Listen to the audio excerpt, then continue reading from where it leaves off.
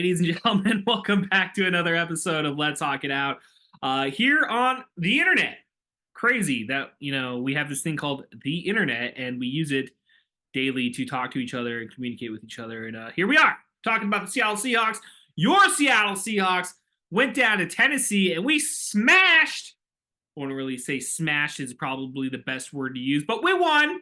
We won 20-17. The Seattle Seahawks defeated the Tennessee Titans, which I think was a breath of fresh air for all of us Seahawk fans out there who were kind of getting used to that. I don't know, man. I kind of came into this game just thinking like, okay, well, if we lose this game, it's completely fucking over. Like our season is over. As of today, we currently hold a wild card spot, the very last wild card spot, kind of typical, kind of just like last season. But thanks to the Minnesota Vikings dropping one to the Detroit Lions yesterday, the Seattle Seahawks have moved into the seventh seed for the NFC playoffs, which again, I don't know how many people out there are really celebrating. I mean, how well did we play yesterday? I mean, we definitely were a serviceable team. That's for sure. I mean, when you just take a look at the stats here, I mean, Geno Smith, I think came back from a 2-game layoff, played pretty good. 25 for 36, 227 yards, averaging 6.3 yards, 2 touchdowns. I mean, kind of similar to what we saw from Drew Lock, I guess, didn't necessarily play so well in the first half. Then they come back in the second half and they lay it out. We make a little bit of a comeback. We stay in there and then we hang on long enough just to win. So again, that's a Pete Carroll led NFL football in 2023, ladies and gentlemen. I mean, I think it's been that way for quite some time though, but nonetheless, I am happy that we did win the game yesterday, and that currently we do ride a 2-game winning streak as we speak. So celebrate good times. Come on, there you go, ladies and gentlemen. So let's just go ahead and break this down a little bit here. Ryan Tannehill. I guess good first comeback, buddy. Apparently he got benched earlier in the season.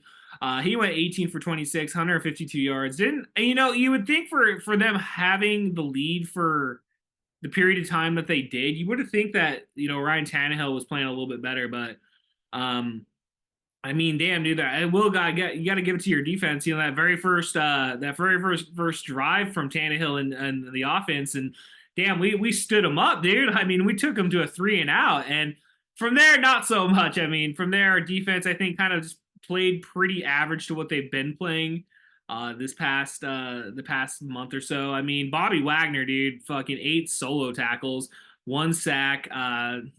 He played lights out yesterday. There was that one play where he just he can't. I guess it would have been that 1 sack. He just, dude, like you didn't see it coming. Tannehill did not see it coming, dude, and Bobby Wagner just boom bear hugged him and just took him straight to the ground, dude. So that was a really awesome play. Congratulations, Bobby Wagner.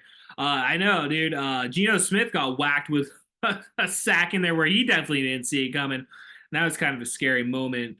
But yeah, in terms of takeaways though, I don't think we had any takeaways yesterday, guys. I think it was a pretty I mean, I guess we did sack Ryan Tannehill 6 times. He lost 39 fucking yards yesterday. So maybe it wasn't such a good game for Ryan Tannehill. But Geno Smith came out and, again, comparing him to Drew Lock the week before, I'd say that he was a very serviceable quarterback and much, it was good to see him out there because there were some of those shots in there where, you felt you needed Geno's hand just to get that pinpoint accuracy, which, definitely Geno Smith is a pretty accurate quarterback, actually, I feel. So yeah, I'm pretty mid-tempo coming into this episode, dude. I don't really have a lot of shit to talk or anything. I mean, again, we played well, we won the game. Barely at the end, again, very similar to that Philadelphia win. So kind of cool to see it happen that way. I don't know if anybody was watching the Philadelphia Giants game earlier today here on Christmas, and I was really pulling for the Giants there. They almost made the comeback, dude. It was almost eerily similar to the game last week against Philly, when we played Philly. Their game against us, I should say, where it looked like Philly was making a drive at the the Giants were making a drive at the very end and possibly could win the game, but unfortunately did not. So Philly's in first place right now in the NFC East. I mean, that's they have been flip flopping with the Dallas Cowboys, which Dallas Cowboys they came out pretty. Which I didn't. I really wish I could have gotten to watch that game yesterday. I know obviously it's a Seahawks game, but I like to talk about the league in general. And I mean the Miami Dolphins, man, woo wee. I mean, I mean they've had a really good season. I mean, Mike McDaniel's obviously. I mean, if you're a comedy fan, you already know that he's got his connection with Dan Soder. Dan Soder is a famous stand-up comic and really funny guy. If you haven't checked him out, free plug for his HBO show, which he's like, Kevin, thank you so much for laying that out, dude. Check it out on Max. My kitty cat's name is Max. He's a cool cat. What a transition, ladies and gentlemen. Ken Walker came out yesterday. He only got 54 yards, 16 carries, averaging 3.4 yards. Longest for 24. I mean, he had 0 touchdowns. So not necessarily the weapon that he was the week prior in Philly. But you definitely saw the effort yesterday. I feel like, even with those numbers, I really feel that you saw him come out and he tried to play the hardest that he could. It's just, unfortunately, their run defense just stood us up yesterday when it came to the run game. But again, man, that's where, if you have a solid quarterback, your quarterback can come in and, pick up the offense where your running game is lacking. So, yeah, it sucks to see that. I know we are a very run first team. But nonetheless, you got Tyler Lockett, though, holding it up, dude. 81 yards yesterday. No touchdowns, but he was targeted 11 times. Jackson Smith coming in 61 yards. He had that scary towards the end zone. He had a drop pass in the end zone. I don't know if you want to call it a drop pass, but he had an incompletion in the end zone. He went flying into like one of the barriers over there, and it was all padded and whatnot. But the way he came up and like you just see the pain that he was in, it was like, oh fuck, of course. Luckily, he came back like I think the next drive or whatever. But that was the kind of a scary moment there for all you Seahawk fans out there. But luckily, again, he did come back. Taking a look here, DK though, 56. He had 56 yards yesterday, 1 touchdown. Again, man, I mean, he definitely had the longest reception of the day with 26-yard pass from Geno. I don't know, man. I think we just continue to have mixed emotions on DK. Again, I'm not like clamoring like, oh, you got to get rid of DK. I actually don't think you want to get rid of DK. I think he's that good of a player that even if he isn't contributing necessarily 100% of the time, like in those moments where he does need to contribute, he's proven that he contributes every single time. So it's kind of like I'm not willing to give that up. I think we got to keep. Honestly, I've been thinking about it since last week, and I really think we got to keep this core together. I really feel that we just had some stumbling blocks the last month. I think we all kind of overreact in the moment the way we all do as football fans. But I really think that we have a team and we have a good team here. We just need to keep improving that defense. That run defense, but I mean, we're better than we were last year, I think, but I really do feel that we need to stop.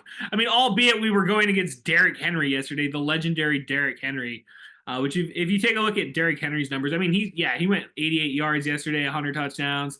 His longest run was only 12 yards, though, which is comparing that to the Canines who ran for a 24-yard long run. That's kind of impressive. But you take a look at his average, though. He's averaging 4.6 compared to K9's 3.4. But yeah, I mean, I don't know if everybody saw that the first touchdown that Tennessee got. I mean, Derrick Henry comes in with the flea flicker and like bam, nails the touchdown there. So his I think they said his 4th touchdown of all time. So it's like it's definitely a play that they've run in the past. But yeah, Derrick Henry, man, he's a legendary running back, dude. So but nonetheless, though, I mean, like there's certain times in the season where we've seen teams run on us. I mean, I don't know. I always go back to that game last year when we played against Carolina at home, and they just ran it up and down the fucking field on us and just embarrassed us all fucking afternoon, dude. So I don't know. That's like my goat. That's my worst of the worst in terms of the last the last 2 seasons and whatnot here. But this season, I don't think we've had a game that bad. But I definitely think that we definitely still need to improve on that run game. Defending the pass down the way. I don't know, man. I mean, you saw Tariq Woolen back out there. He kind of felt like he was playing with some fire. I want to kind of just take a look, see what. Tariq Woolen. Sorry, guys. So he had I guess he had four tackles. He almost had the interception at one point. So I guess it's pretty mid level. I guess he was pretty mid level for the pack there. Kobe Bryant Same. He had two solo tackles. Michael Jackson came in with three solo tackles. Quandre Diggs, I think didn't Quandre Diggs get a little banged up in yesterday's game? Was that him? I'm not too sure. I'm pulling up his stats right here. I just want to see if there's any sort of note on him, which I'm not necessarily showing status active, dude. So maybe that's the case. No Jamal Adams this week, dude. I don't know if anybody noticed it, but I'm not too sure exactly what sort of injury that he's dealing with right now. But he definitely was not out there yesterday. Yeah, I definitely. I mean, I feel like if you're going to give a game ball to anybody on the defense for yesterday's game, I really feel that Bobby Wagner earned it. I mean, just simply with that one sack, dude. I mean, he comes in week out, dude. I really feel like he's played a really solid. He's had a solid year coming back. I mean, he had a solid year with the Rams. He never like lost any. He never lost any pace or anything. So on the offense, I think if you're going to give it to anybody, I mean, give it to Geno. Geno came back. He was a serviceable quarterback. He played good. Didn't make very limited mistakes. Again, no interceptions, which is a very big thing. No turnovers, very big thing. I feel you definitely have to give him credit for that. But all in all, Merry Christmas, ladies and gentlemen. I really feel that we had a good win yesterday.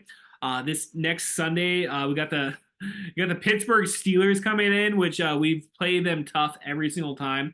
I seem to remember, and this is damn. I want to say maybe 2016, 2017. I don't even remember what year it was, but the last time the Steelers came to Lumen Field up in Seattle, dude, it really felt like it was just one of those epic games. It just kept going back and forth, and like we ended up winning in the final seconds. And I don't know, it felt so good for someone that was alive and watched the Seattle Seahawks lose in Detroit against the Steelers. It's like I hate the Steelers, ladies and gentlemen. I'm sorry, I can't stand anything Pittsburgh. I mean, you throw their baseball team in front of me, their hockey team, whatever. I'm not rooting for them, dude. I'm always going to root against them unless they're playing against like the Patriots or the 49ers. That's like one of the only times you're ever going to find me like rooting for the Pittsburgh Steelers. But they're coming into Lumen Field next week, and I mean, we can just go ahead and like kind of maybe just preview that.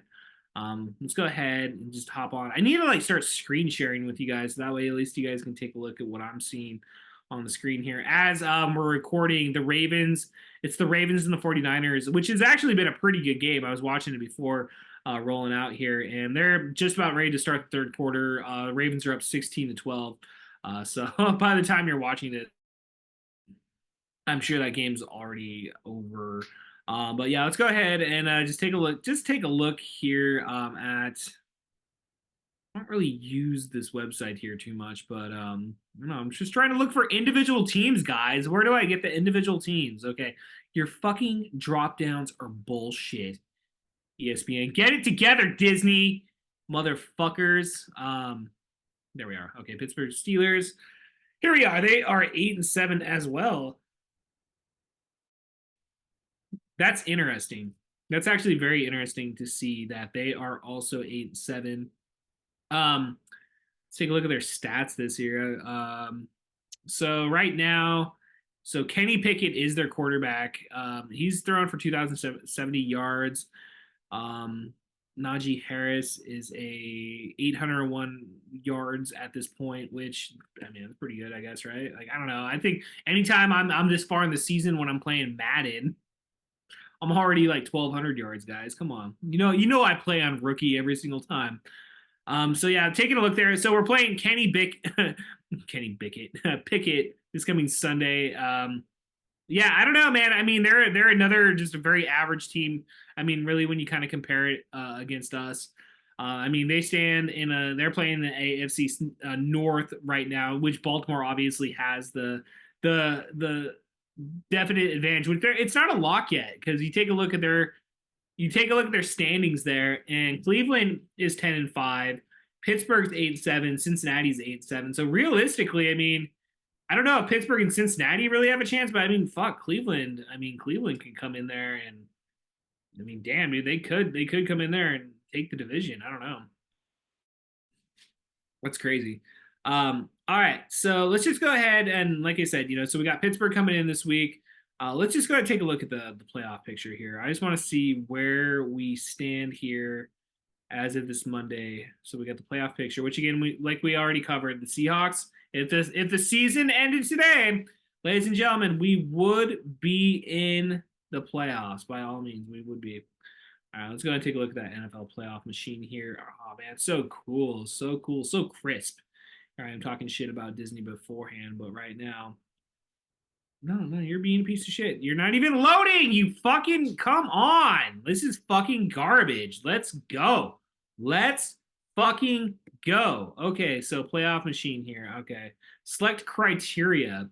Dude, I just want to know who the fuck is like standing, what the fuck in the standings? Like, dude, fuck off, dude. Get the fuck out of here. Okay. Okay, so Miami Dolphins have already clinched a playoff spot. I think they clinched the division actually. It looks like it. Well, wait, no, 11-4. Never mind, my bad. So they're 11-4. Buffalo Bills are 9-6. Cleveland has a chance to overtake the Baltimore Ravens in the AFC North. The AFC West, surprisingly, the Kansas City Chiefs are still winning. Actually, did they beat? I can't even remember, dude. Did they beat them yesterday? Did they beat the Las Vegas Raiders yesterday? Which no, they fucking lost, dude. 20-14. Damn, dude. How the mighty have fallen, Patrick Homey. Come on, buddy. Get it together down there in Kansas City. Las Vegas Raiders actually have a chance to win the division still. That's kind of crazy. So do the Denver Broncos, surprisingly. Wow. The Denver Broncos, after losing against the New England Patriots yesterday, still find themselves. I mean, if Kansas City loses out the rest of the season here, which if you take a look at their schedule here, I mean, they're playing the Bengals, which their Bengals are playing tough. I mean, even though they don't got what's his name, they're still playing tough, and then they're finishing on the road against the Chargers. So I think the Chargers are eliminated. I think that's what we were just seeing. Yeah, they're fucking done. 5-10, dude. No, you're done skis, guys. So let's go and let's just go and take a look here, guys. Philadelphia, Philadelphia and Dallas are competing there for the NFC East. Detroit Lions, congratulations, winning the NFC North by when they defeated the Minnesota Vikings, which obviously we were totally rooting for the Lions yesterday to smack out Minnesota, which Minnesota falls to 7-8. Green Bay's still 7-8. Chicago Bears are 6-9. So all those teams, again, depending on how the next 2 weeks go, if we lose, the Rams lose. I mean, there definitely are there are the last two spots that are kind of up in the air right now, which I think the Cowboys do hold. I mean, if the Cowboys don't win the division, I think they do hold. They will get that wild card, that fifth spot in the wild card. But nonetheless, though. So in the Tampa Bay, dude, another shit fucking division, the NFC South.